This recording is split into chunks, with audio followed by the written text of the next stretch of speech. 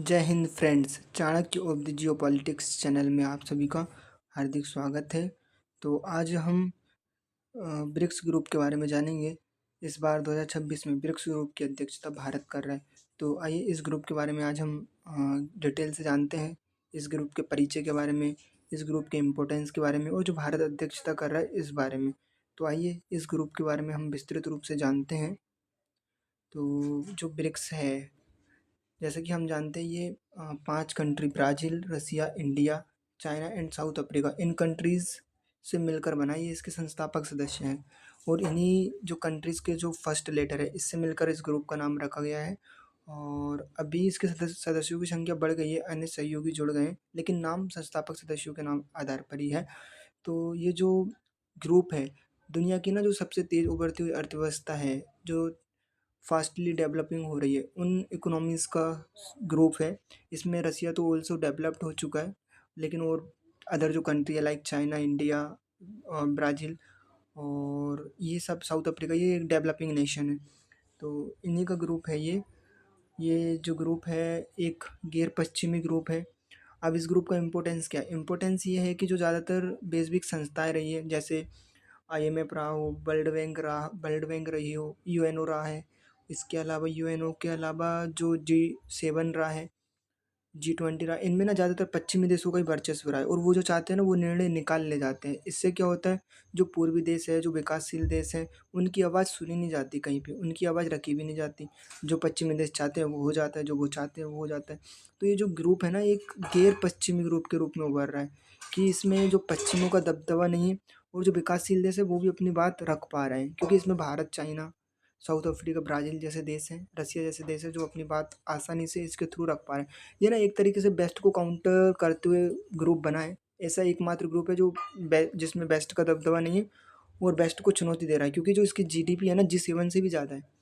तो आइए इस ग्रुप के बारे में हम और आगे जानते हैं। इससे ना ये ग्लोबल साउथ की आवाज़ बन चुका है। इस ग्रुप के बारे में अगर हम आगे जाने तो ये 37.3% ग्लोबल जीडीपी में कंट्रीब्यूट करता है। 45% इसकी जो ये जो ग्लोबल पॉपुलेशन है इसमें कंट्रीब्यूट करता है। और इसके अभी जो वर्तमान सदस्य है वो 10 हैं, जिनके बारे में हम आगे जानेंगे। और तो आइए और आगे इस ग्रुप के नाम और स्थापना के बारे में जानते हैं, कैसे क्या इम्पोर्टेंस रहा है। तो अगर हम बात करें जो ब्रिक है, शुरू में जो इस संगठन है इसका नाम ब्रिक था, जो कि ब्राज़ील, रसिया, इंडिया, चाइना से मिलकर बना हुआ था। इस नाम को सबसे पहले 2001 में जो ब्रिटिश अर्थशास्त्री थे जिम ऑनिल, इन्होंने गढ़ा था इन 4 देशों के नाम के आधार पर। तो इस आधार पर क्या हुआ, जून 2006 में जो संयुक्त राष्ट्र महासभा की बैठक हुई थी, इसी समय इन 4 देशों के विदेश मंत्रियों ने मिलकर इसकी औपचारिक रूप दिया। जो इसका पहला शिखर सम्मेलन हुआ वो 16 जून 2009 को रूस के येकातेरिनबर्ग में हुआ था। तो इसमें सभी जो राष्ट्र अध्यक्ष थे वो शामिल हुए थे। तो ये जो पहला शिखर सम्मेलन था, इसके बाद 2010 में क्या होता है, साउथ अफ्रीका भी इसका मेंबर बन जाता है। तो इसके जो कुल मेंबर हो जाते हैं वो जाते हैं 5, ब्राज़ील, रसिया, इंडिया, चाइना और साउथ अफ्रीका, मिला के कुल 5 हो जाते हैं और इसका नाम पड़ जाता है ब्रिक्स।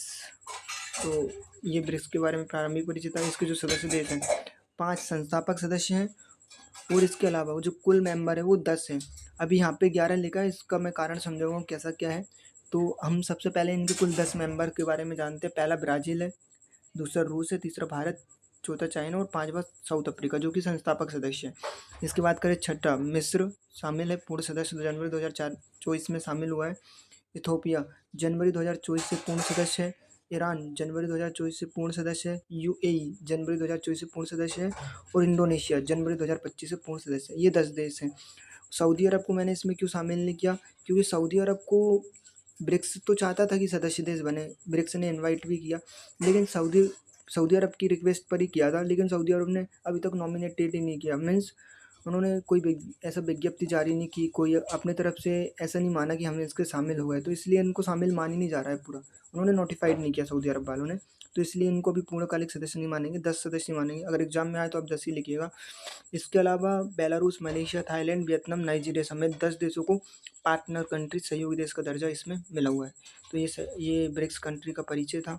इसके बारे में अगर आगे हम जाने इसका उद्देश्य क्या है और कार्य क्या है, तो इसका उद्देश्य पश्चिम देशों के वर्चस्व को चुनौती, यानी कि जो पश्चिम देशों का जो वर्चस्व है, जैसे डॉलर को लेके और ग्रुप में जो ऑर्गेनाइजेशन को लेकर है, तो इसको चुनौती देना है। कहीं ना कहीं ये डॉलराइजेशन को भी बढ़ावा देने का कार्य कर रहा है। और जो स्थानीय करेंसी होती है, स्थानीय जो मुद्रा होती है, इसमें व्यापार को बढ़ावा देने की बात करता है। ये इसका पहला उद्देश्य रहा। जो दूसरा उद्देश्य है वो आर्थिक और व्यापारिक सहयोग के बीच में है, यानी कि जो नए नए व्यापारिक कॉरिडोर को बनाना, ये सदस्य देशों के बीच व्यापार, निवेश और तकनीकी सहयोग को बढ़ाना, ये इसका एक प्रमुख उद्देश्य रहा है। तीसरा जो इसका सबसे रणनीतिक जो क्रांतिपूरी कदम रहा है वो है न्यू डेवलपमेंट बैंक की स्थापना 2000 जो कि 2014 में की गई है। ब्राज़ील में जब इस ब्राज़ील ने जब इस ब्रिक्स सम्मेलन की अध्यक्षता की थी तब। तो ये जो न्यू डेवलपमेंट बैंक है इसको ना जो पश्चिमी बैंक है IMF वर्ल्ड बैंक, इसका एक अल्टरनेटिव के रूप में देखा जाता है, क्योंकि अगर कोई भी विकासशील देश अगर ऋण चाहता है, उनको अगर ऋण चाहिए तो वो NDB से ले सकते हैं, जो कि काफ़ी सही कदम उठाया गया है, जो कि पश्चिमी वर्चस्व को कम करता है। जो न्यू डेवलपमेंट बैंक है इसका मुख्यालय शंघाई चीन में है। अगर हम बात करें ब्रिक्स के इम्पोर्टेंस की ग्लोबल लेवल पे, ये मैं बता ही चुका हूँ। अब बात करें भारत और ब्रिक्स 2026 की, क्योंकि 2026 में भारत ब्रिक्स की अध्यक्षता कर रहा है, तो ये जो ग्रुप्स है हमारे लिए बहुत इंपॉर्टेंस हो जाता है, एनी एग्जाम के लिए बहुत इंपॉर्टेंस हो जाता है। 1 जनवरी 2026 से भारत आधिकारिक तौर पर ब्रिक्स की अध्यक्षता संभाल रहा है। इससे पहले भारत ने 3 बार और संभाली, 2012 में, 16 में और 21 में।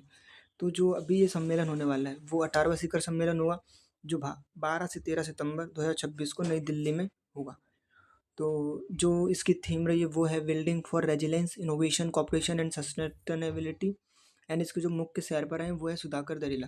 तो इस प्रकार मैंने आपको बहुत ही सटीक तरीके से और बहुत ही कम समय में पूरे ब्रिक्स ग्रुप के जो हिस्ट्री है, जो उनके उद्देश्य हैं, बना क्यों है, तो इस बारे में ना और करंट अपडेट के साथ में कि इसकी अध्यक्षता कौन कर रहा है, पूरे ब्रिक्स ग्रुप को अच्छे से कवर करवा दिया। अगर आपको ये सारा कंटेंट अच्छा लगा है, आप इसी तरह की और वीडियोस चाहते हैं, तो वीडियोस को लाइक करें, चैनल को सब्सक्राइब करें। बहुत बहुत धन्यवाद।